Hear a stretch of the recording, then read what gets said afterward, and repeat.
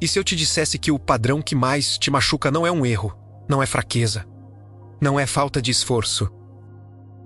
Não é porque você não tentou o suficiente, não leu os livros certos, não fez as práticas certas, não acreditou com força suficiente. E se o padrão que continua voltando, o mesmo relacionamento com outra pessoa, o mesmo limite financeiro com outro emprego, a mesma briga com outro contexto, a mesma sensação de estar de volta ao ponto de partida depois de tanto caminhar? E se esse padrão não fosse um defeito seu, mas uma mensagem que ainda não foi lida? Você já se pegou olhando para uma situação da sua vida e pensando, isso já aconteceu antes? Não parecido, idêntico, o mesmo nó no estômago, a mesma conversa que descamba para o mesmo lugar, o mesmo número na conta bancária que sobe até um certo ponto e volta. O mesmo momento em que você se afasta de quem mais ama, exatamente quando a intimidade ficou real demais. Se você reconheceu isso, você não está sozinho. E mais importante, você não está louco, fraco ou sem conserto. Você está experienciando algo que Carl mapeou com precisão cirúrgica há mais de 100 anos. Que a neurociência moderna confirmou nos últimos 30 e que a física quântica está agora começando a descrever com uma linguagem que muda completamente a forma como você vai enxergar a próxima repetição que aparecer na sua vida. Mas antes de entrar nessa conversa, preciso te dizer algo que a maioria dos vídeos sobre padrões não tem coragem de dizer. A versão de você que continua repetindo os mesmos padrões não é o problema.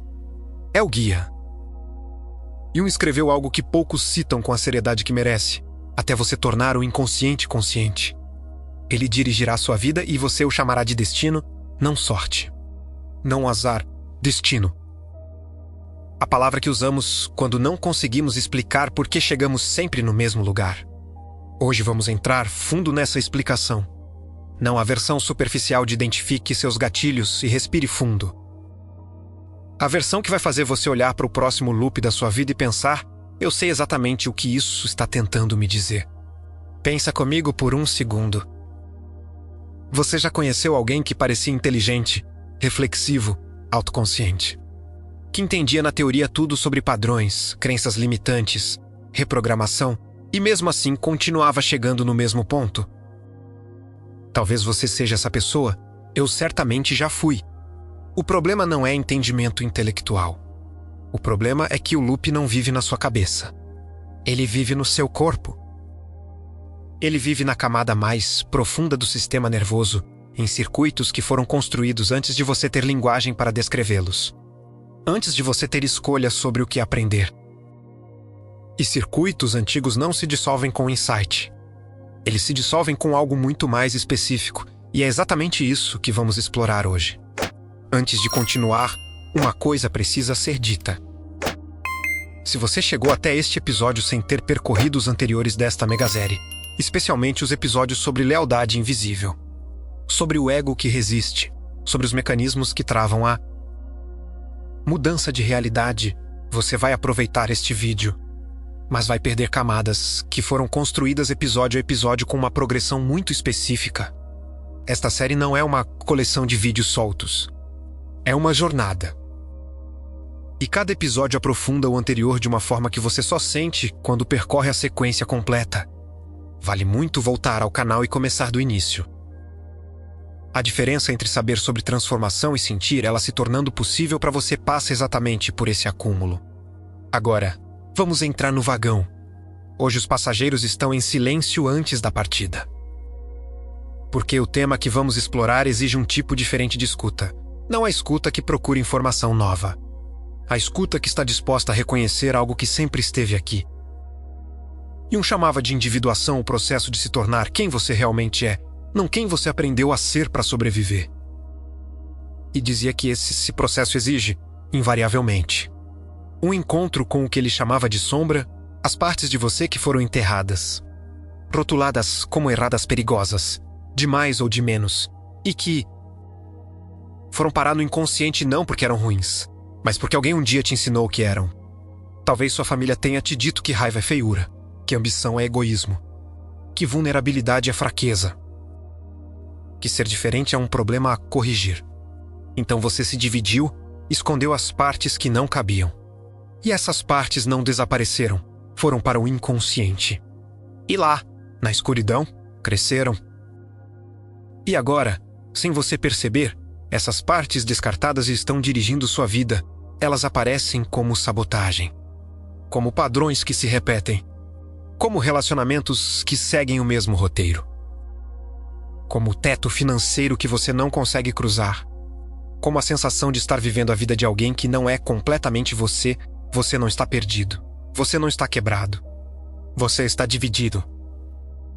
E a integração, a verdadeira libertação psicológica, não vai vir de tentar ser mais perfeito. Vai vir quando você finalmente tiver coragem de se virar para as partes de si mesmo que foi ensinado a temer. Este episódio não é sobre se tornar a sua melhor versão. É sobre se tornar a sua versão real. Aquela que você tem evitado. Aquela que você enterrou sob anos de condicionamento, vergonha e autorrejeição. Porque Jung entendeu algo que poucos estão dispostos a encarar até você enfrentar sua sombra. Até você integrar. Você nunca será livre. Este é o loop invisível. E hoje vamos entrar dentro dele para ver o que ele guarda. Vamos começar com uma história. Não uma história sobre alguém extraordinário. Uma história sobre alguém completamente comum.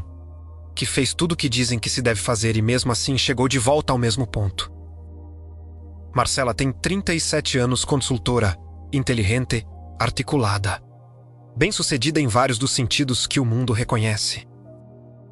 Mas toda vez que uma relação amorosa chega a um determinado ponto, quando a intimidade aprofunda, quando a outra pessoa começa a precisar dela de verdade, Marcela recua. Não de forma dramática, sutilmente. Começa a trabalhar mais, fica menos disponível. Cria distância com uma precisão que ela mesma admira e detesta ao mesmo tempo. Ela chegou para falar sobre isso não como problema emocional, mas como ineficiência comportamental. Porque Marcela preferia empacotar suas dores em sistemas e processos. Mais seguro assim. Quando perguntada sobre a primeira vez que lembrava de ter se afastado de alguém que amava para se proteger, ela ficou em silêncio por um longo tempo. Então disse 8 anos. Minha mãe foi internada por depressão grave. Eu aprendi que depender de alguém que você ama é perigoso porque eles podem desaparecer sem aviso. O padrão não era sabotagem. Era proteção. Uma proteção que aprendeu a operar com tanta eficiência que continuava funcionando 30 anos depois. Em contextos completamente diferentes, com pessoas que nada tinham a ver com a situação original. Carl Jung chamava isso de complexo, não no sentido popular. No sentido técnico, um complexo é um conjunto de memórias. Emoções e padrões de comportamento agrupados em torno de uma experiência central com alta carga emocional. Esse complexo opera de forma semi-autônoma. Age antes que a consciência possa intervir. Reage antes que você pense. Jung dizia que não temos complexos. Os complexos nos têm. E aqui está o detalhe que muda tudo. O complexo não tem data. Para o inconsciente, o tempo não é linear. A criança de 8 anos que aprendeu que amor e perda andam juntos não envelheceu dentro do sistema nervoso de Marcela. Ela está lá, operando o mesmo protocolo de segurança em tempo real, agora. Você não está preso ao passado porque é fraco. Você está preso ao passado porque seu sistema nervoso está fazendo exatamente o que foi projetado para fazer, proteger você com base no que aprendeu. O loop não é um defeito. É um protocolo de segurança que ficou ativo depois que a emergência passou. Jordan Peterson, em Mapas de Significado, descreve os padrões de comportamento como estruturas hierárquicas que o cérebro usa para navegar a realidade. O problema é que mapas antigos descrevem territórios antigos. Quando você usa um mapa de 1995 para navegar sua vida em 2025, você chega nos lugares que o mapa conhece, não nos lugares que você conscientemente quer ir. Repetição não é ausência de evolução. É navegação com o mapa errado. Agora, dinheiro. Porque a conexão entre padrões relacionais e padrões financeiros é mais direta do que parece. E precisa ser dita com clareza. Ricardo tem 42 anos. 3 vezes construiu negócios que chegaram a um determinado patamar. 3 vezes implodiu, sempre por razões diferentes na superfície. Um sócio que traiu, uma crise de mercado, um erro de gestão. Mas o padrão era idêntico: crescimento até certo ponto, colapso, reconstrução do zero. Quando Ricardo parou de mapear o histórico financeiro e começou a mapear o histórico emocional, encontrou algo que o deixou desconfortável por dias. Seu pai havia falido quando Ricardo tinha 11 anos. E antes de falir, havia chegado exatamente ao mesmo patamar que Ricardo atingia antes do colapso. O teto financeiro de Ricardo não era de mercado. Era emocional. Uma lealdade inconsciente ao pai, crescer além desse ponto parecia. Em algum nível que ele nunca havia articulado, uma traição. Hélio Couto descreveria isso como um campo de frequência que se mantém coerente com o padrão original enquanto a reprogramação não ocorre no nível onde o padrão foi instalado. Não é metáfora. É o reconhecimento de que o ser humano opera em múltiplos níveis simultaneamente. E trabalhar apenas no comportamento visível sem acessar o nível onde o padrão está ancorado. É como tentar apagar um incêndio pintando a parede de outra cor. Carl Rogers, em Tornar-se Pessoa, escreveu algo que precisa ser lido devagar. A curiosa contradição é que quando me aceito como sou, posso mudar, não quando me corrijo. Quando me aceito. A tendência humana diante de padrões dolorosos é o julgamento. Você se vê repetindo e pensa que é fraco, burro, sem cura. Rogers demonstrou que essa autocrítica não só não ajuda, ela ativa um mecanismo de defesa que mantém o padrão intacto. Você não integra o que julga.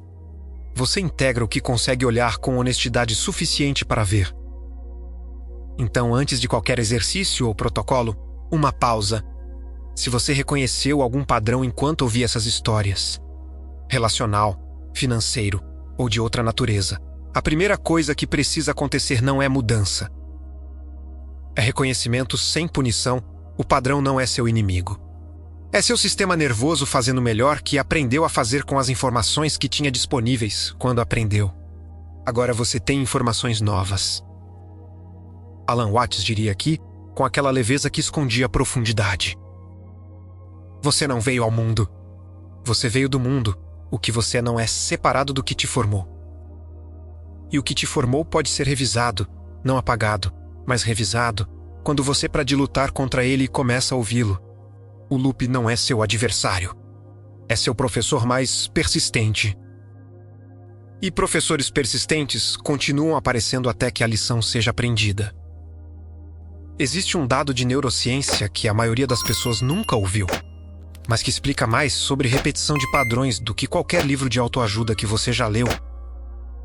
Em 1968, pesquisadores da Universidade de Wisconsin trabalhavam com macacos rhesus num experimento que parecia simples demais para revelar algo profundo.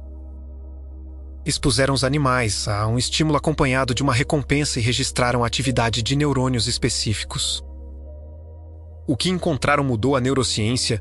Os neurônios que disparavam em resposta à recompensa começaram, com o tempo, a disparar não quando a recompensa chegava, mas quando o estímulo que a precedia aparecia. O cérebro aprendeu a antecipar. E mais do que isso, aprendeu a gerar a resposta emocional da recompensa antes da recompensa existir, apenas com a presença do estímulo familiar. Isso não é trivial. Isso é um mecanismo biológico da repetição de padrões em sua forma mais nua. Joe Dispenza, em Quebrando o Hábito de Ser Você Mesmo, descreve o processo com uma clareza que é difícil de ler sem sentir algo se mover. O corpo aprende a se tornar a mente. Quando uma experiência com alta carga emocional acontece, o cérebro não apenas registra o evento, ele registra o conjunto completo. O ambiente, as pessoas, os sons, as sensações corporais. E cria um mapa neural que conecta todos esses elementos. Na próxima vez que qualquer peça desse conjunto aparecer, o cérebro antecipa o padrão completo e começa a gerar as respostas emocionais correspondentes antes do evento se concretizar. Em termos práticos, você não precisa estar na situação original para o padrão ativar. Você precisa apenas de um estímulo suficientemente semelhante, uma tonalidade de voz, um tipo específico de silêncio. A forma como alguém te olha, o número na conta chegando a um certo valor. E então o corpo assume o comando. Aqui está a parte que muda tudo e que a neurociência confirmou com uma precisão que deveria estar em todos os currículos escolares. Quando o corpo está em estado emocional intenso, o córtex pré-frontal, a parte do cérebro responsável pelo pensamento racional, tomada de decisão e perspectiva, literalmente reduz sua atividade. Em momentos de alta carga emocional, você não pensa com clareza não porque é fraco, mas porque o sistema nervoso, em modo de resposta automática, redireciona energia para a sobrevivência imediata. No exato momento em que mais precisaria da sua consciência para quebrar o padrão, você tem menos acesso a ela. Peterson chama isso de sequestro do sistema de resposta ao perigo. O que foi programado como ameaça, seja uma ameaça física real de décadas atrás ou uma ameaça emocional percebida no presente, ativa os mesmos circuitos. E esses circuitos não verificam a data antes de disparar. Agora, pessoas reais. Pense em Oprah Winfrey.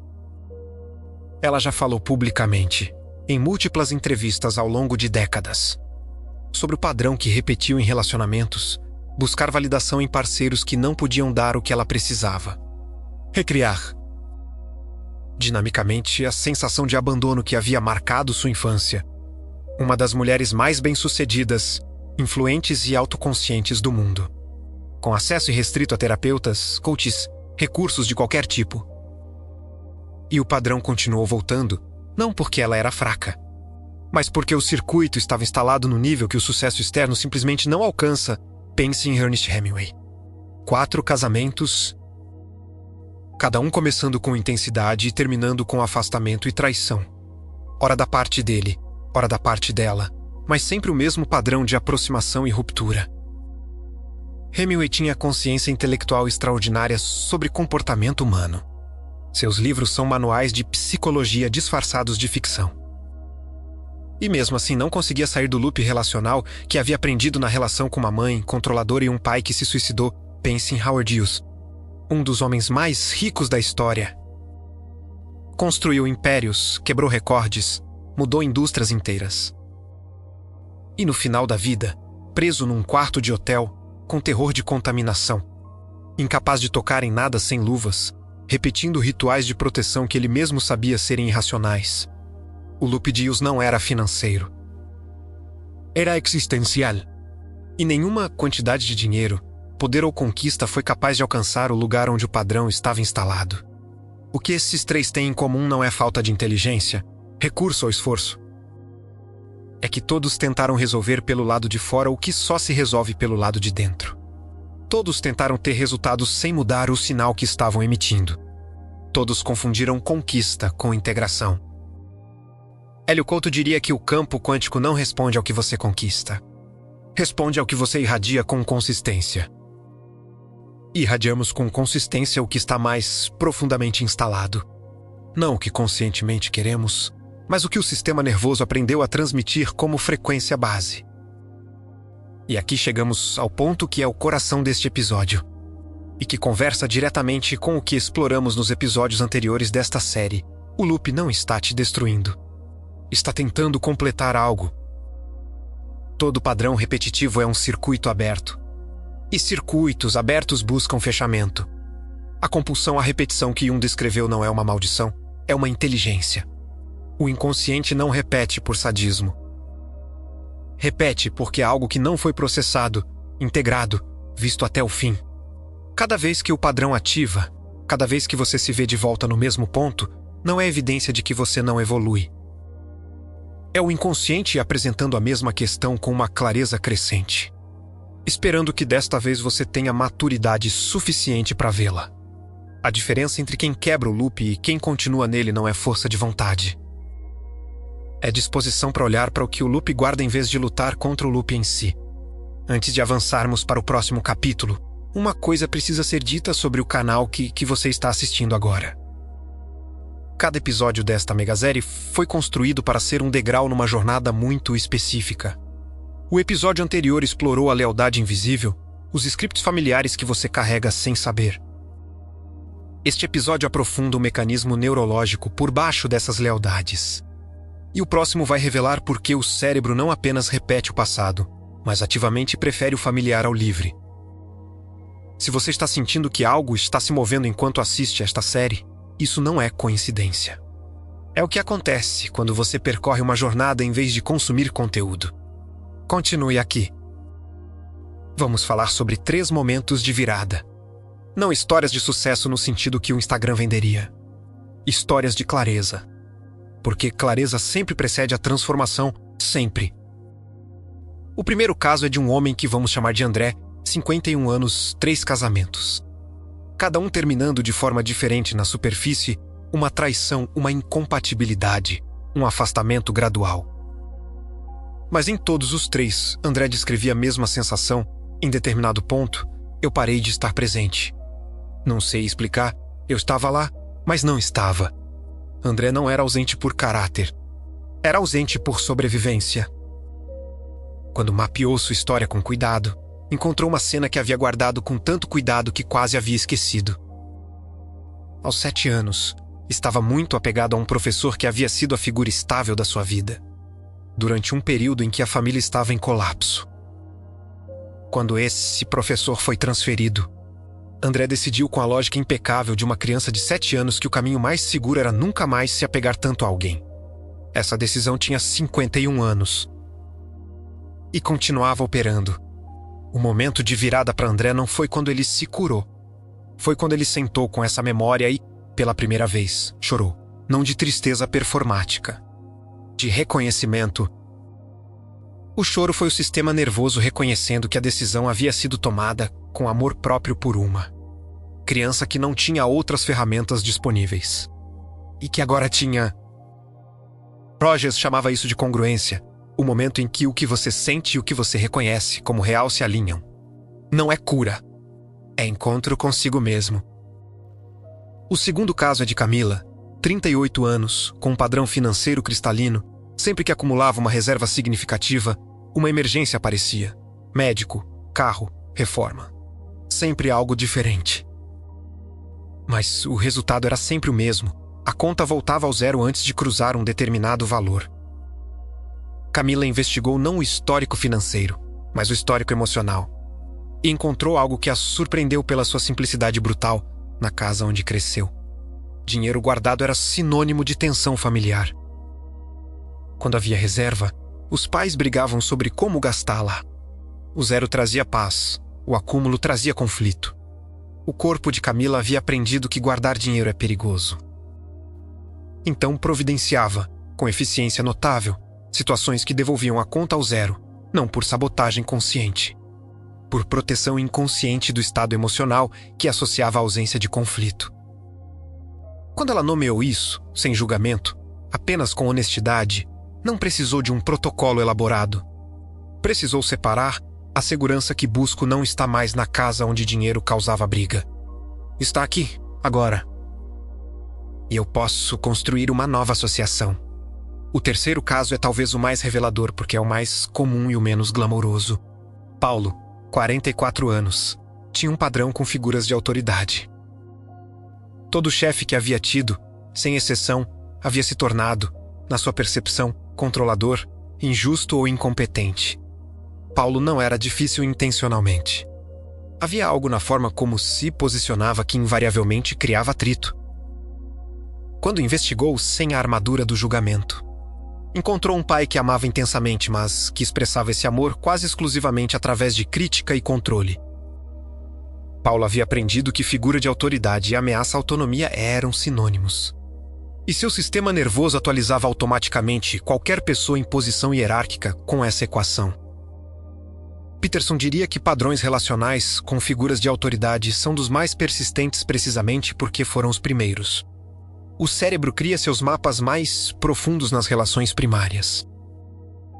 E usa esses mapas como referência para todas as relações hierárquicas que se seguem. O momento de virada para Paulo não foi se tornar submisso. Foi perceber que estava respondendo ao pai toda vez que olhava para um chefe.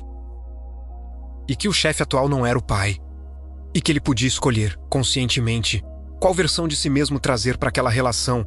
3 histórias. 3 loops diferentes. Um padrão comum na virada, o momento em que a pessoa parou de lutar contra o padrão e começou a escutá-lo. Watts diria que a maioria das pessoas quer a transformação sem a inconveniência de mudar. Quer o novo sem soltar o velho. Quer o resultado sem o processo. E então fica surpresa quando o velho continua aparecendo. Há algo nessa observação que é simultaneamente constrangedor e libertador. Constrangedor porque é verdade. Libertador porque, se o problema é estar tentando ter o novo enquanto segura o velho, a solução não exige força de vontade extraordinária. Exige honestidade sobre o que ainda estamos carregando e por quê. O loop não define quem você é, define apenas o mapa que você está usando, e mapas podem ser redesenhados. Chegamos ao centro desta jornada. E antes de qualquer prática, uma coisa precisa ser dita que poucos vídeos sobre padrões têm honestidade de dizer. Você não vai quebrar seu padrão central esta semana.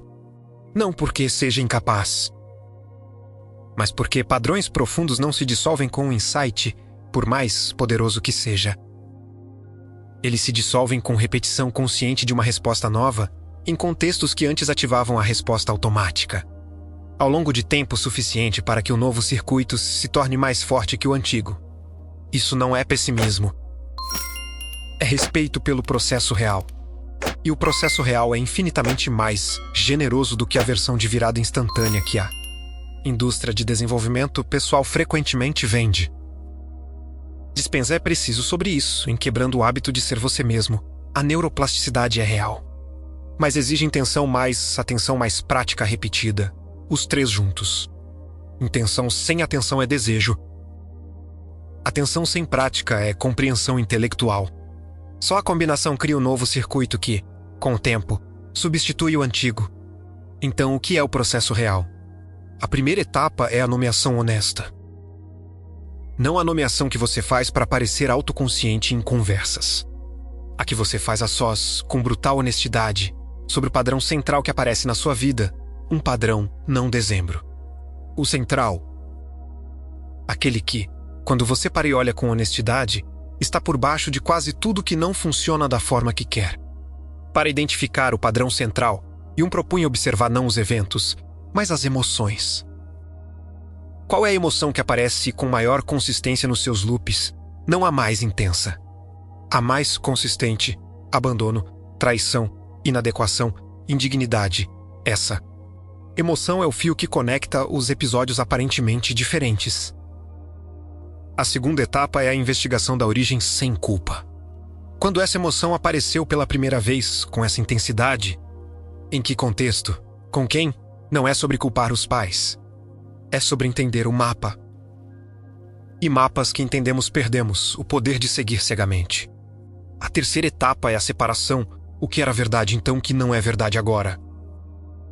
A criança que aprendeu que amor é perigoso porque um cuidador era imprevisível aprendeu algo genuinamente verdadeiro. Para aquele contexto específico. Um adulto com recursos emocionais, autonomia e capacidade de escolher suas relações está num contexto completamente diferente. O sistema nervoso não sabe disso automaticamente. Precisa ser informado de forma deliberada e repetida. A quarta etapa é o que Dispenza chama de elevação emocional. Gerar conscientemente o estado correspondente à nova realidade antes que as circunstâncias externas justifiquem esse estado. Não a afirmação vazia. O estado real. A frequência real. O cérebro aprende do futuro que antecipa com suficiente convicção fisiológica. Hélio Couto descreveria como sintonizar o campo informacional com a frequência do estado desejado antes que ele se manifeste no plano físico. Mesmo princípio, linguagem diferente. E Rogers encerraria este processo com o elemento mais frequentemente esquecido: compaixão pelo tempo que o processo leva. Rogers nunca pressionava seus clientes para mudar mais rápido. Criava condições para que a mudança genuína emergisse do interior, no ritmo que cada psique conseguia integrar. Forçar a transformação cria resistência. Acolher o processo cria fluxo. Agora, como você sabe que está funcionando? E aqui chegamos ao ponto mais poderoso deste episódio. Porque a maioria das pessoas espera que quebrar o loop se pareça com paz, clareza e leveza espiritual. Mas no começo, não é assim que parece. No começo, parece bagunça. Quando você finalmente para de suprimir o que sente, você sente tudo. Toda a tristeza, a raiva, o luto, o desejo, a alegria que você anestesiou por anos. E isso é avassalador. Porque você foi ensinado que sentir profundamente é perigoso. Mas não é. O que é perigoso é o anestésico. O que é perigoso é a performance contínua de estar bem quando não está. Um dos primeiros sinais de que o trabalho está funcionando é que você se torna menos previsível. Você para de dizer sim por obrigação. Para de rir de piadas que ferem sua integridade. Para de sorrir para deixar os outros confortáveis. As pessoas ao redor podem começar a dizer que você mudou, que está diferente, mais difícil.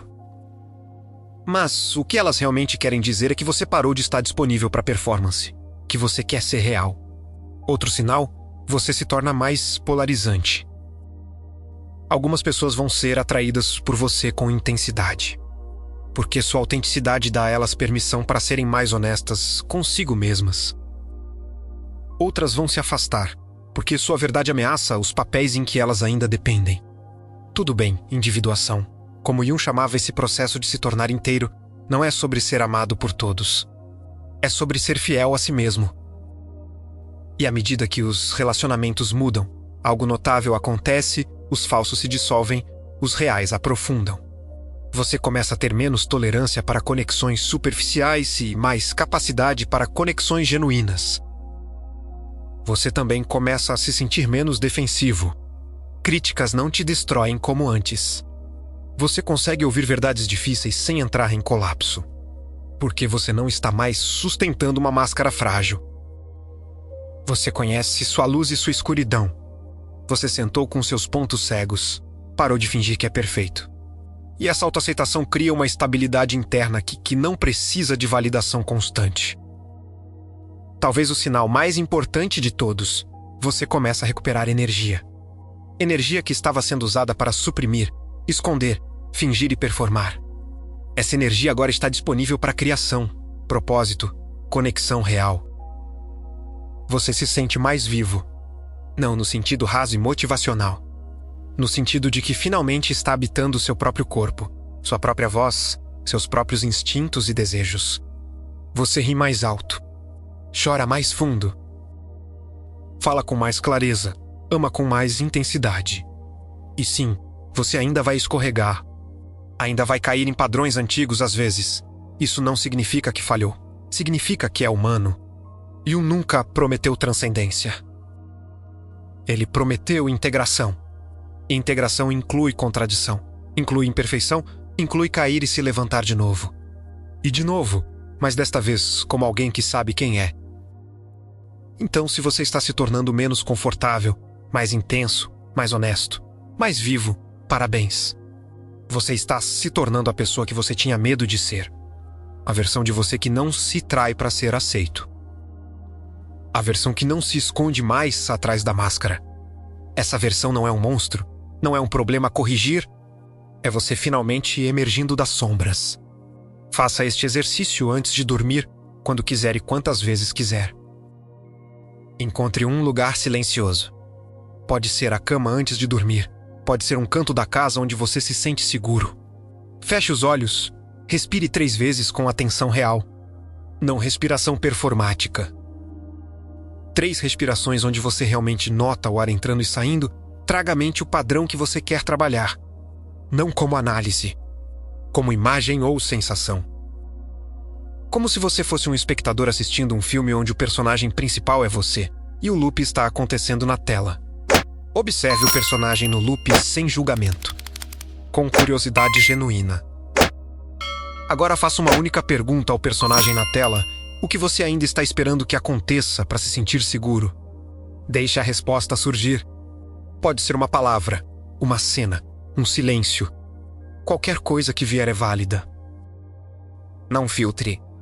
Com essa resposta em mente, diga, internamente ou em voz baixa, o que você esperava já aconteceu da única forma que poderia ter acontecido, você sobreviveu.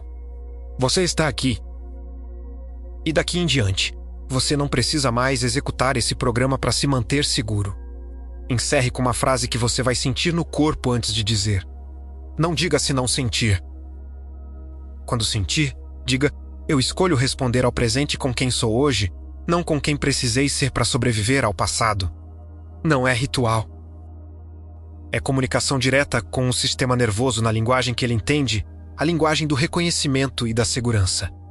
Faça quando quiser, faça quantas vezes quiser, sem prazo, sem protocolo.